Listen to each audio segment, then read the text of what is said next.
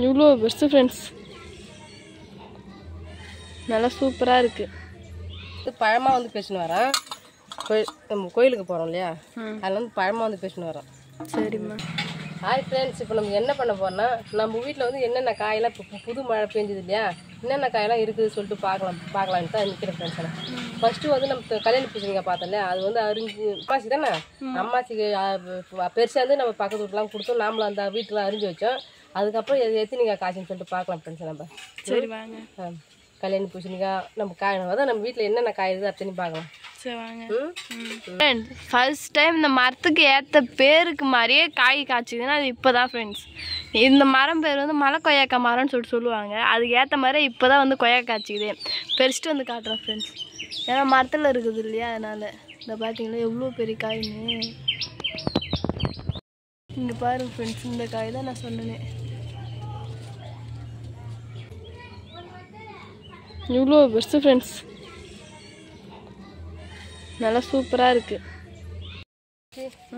பாருங்க எவ்வளோ பூசணிக்கா, இது வந்து பெருசா இல்லை, பெரிய சைஸ். ஒன்று பாருங்க, சரிதா. இப்போ வந்து காய்ச்ச காய் இதெல்லாம் பெருசு பெருசாக அறுத்துன்னு வைக்கலாம். சரிம்மா. ஃப்ரெண்ட்ஸ், அடுத்தது வந்து நம்ம வீட்டுக்கு கொஞ்சம் எலுமிச்சம்பழம் தேவை, அது பெருக்கலாம் தான் வந்துருக்கு ஃப்ரெண்ட்ஸ். முன்னோட இப்போ வந்து காய் வந்து நிறைய காய்ச்சிருக்கு வந்து பெருசு பெருசாகவும் இருக்குது. வாங்க பார்க்கலாம்.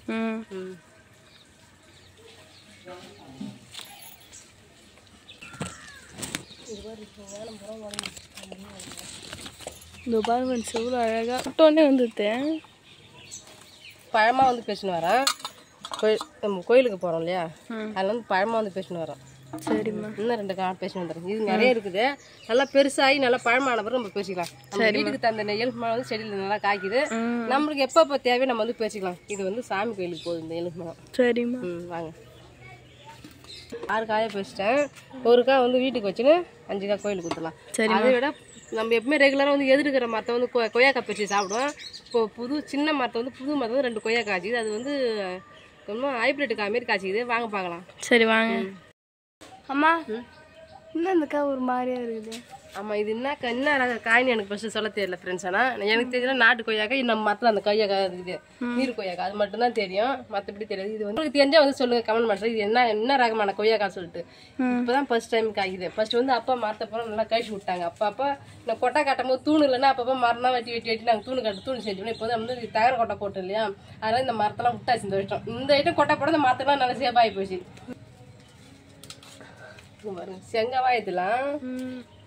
இந்த கொய்யா வேறு நீட்டாக ஒரு வித்தியாசமாக போகுது, எட்டவே இல்லை. பாருங்க நல்லா இருக்குதா.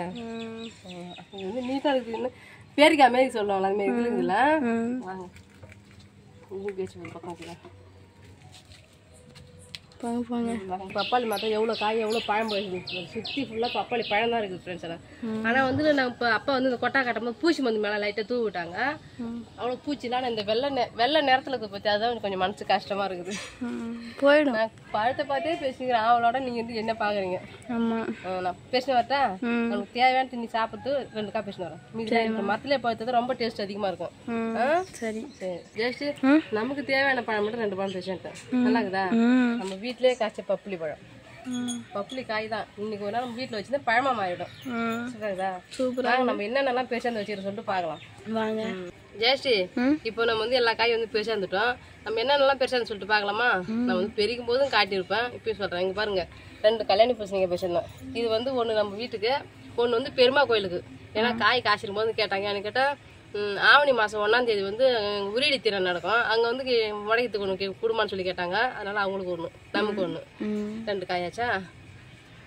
அப்புறம் இங்கே பாருங்க சீர்வரிசை மாரி நம்ம வீட்டில் நம்ம மரத்தில் வந்து காய்ச்சி பப்பாளி பழம் 2 காய் பேசிருந்தேன். இன்னும் இருக்குது காய், இன்னும் பழம் நிறையா இருக்குது. இப்போ வந்து பொறுமையாக பெரிய சாப்பிடலாம். மொத்தமாக பேச்சு சாப்பிட்டா வந்து நம்மளுக்கு சாப்பிட முடியாது இல்லையா, அதனால் 2 பழம் வந்து பேசிருந்துட்டேன். இது வந்து சீர் வச்சு செய்கிற மாரி தெரிஞ்ச தட்டில் அழகாக சின்ன சின்ன தட்டில் தான் வச்சு டேப் வச்சு அடிச்சிடுவாங்க, பழக வச்சு. அதே மாரியே இருக்குதுல்ல. நம்ம மரத்தில் காய்ச்சி எலும்பு பழமும் கொய்யா பழமும் நான் சொன்னேன் இல்லையா, இந்த காய் மட்டும்தான் இந்த மரத்து காய். இங்கே பாருங்க, இது வந்து இந்த பழம் இந்த கொய்யா பழம் வந்து ரொம்ப டேஸ்ட்டாகவும் இருக்கும். தண்ணி வந்து வாயில் அப்படியே இந்த காயில் வந்து தண்ணி சோர்ந்த மாதிரியே இருக்கும். சாப்பிட நல்லா டேஸ்ட்டாக இருக்கும். ஆனால் பழத்தில் வந்து அவ்வளோ நல்லா இருக்காது. இனிமேல் செங்காய் வந்து சூப்பராக இருக்கும்.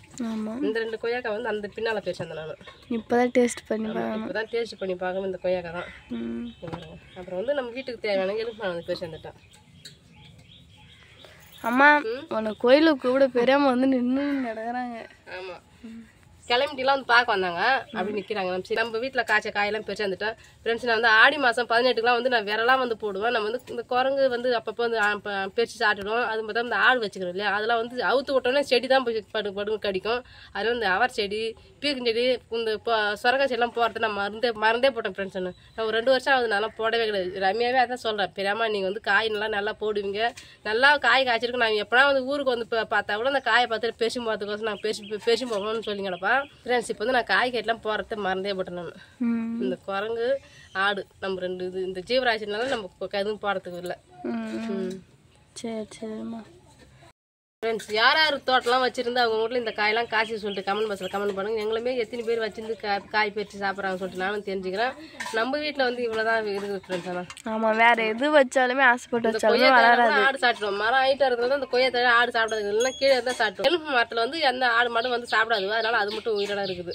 இந்த பப்பாளி இலையே வந்து குரங்கு வந்து மடுக்கு உடச்சி கிடச்சிடும் ஃப்ரெண்ட்ஸ். ஆமாம், ஃபஸ்ட்டு ஒரு ஐட்டம் பெருசாச்சு, இது வந்து ரெண்டாவது ஐட்டம் பெருக்கிறோம்ல செஞ்சாச்சு. ஆமாம் ஆமாம், அப்பப்போ வந்து நல்லா காயில் நல்லா காய்க்குது ஃப்ரெண்ட்ஸ். ஆனால் ஜெயிச்சு சொல்லுவோம், அம்மா கைராசி வந்து எந்த காய் போட்டாலும் எந்த செடி போட்டாலும் நல்லா காய்க்கும் சொல்லிட்டு.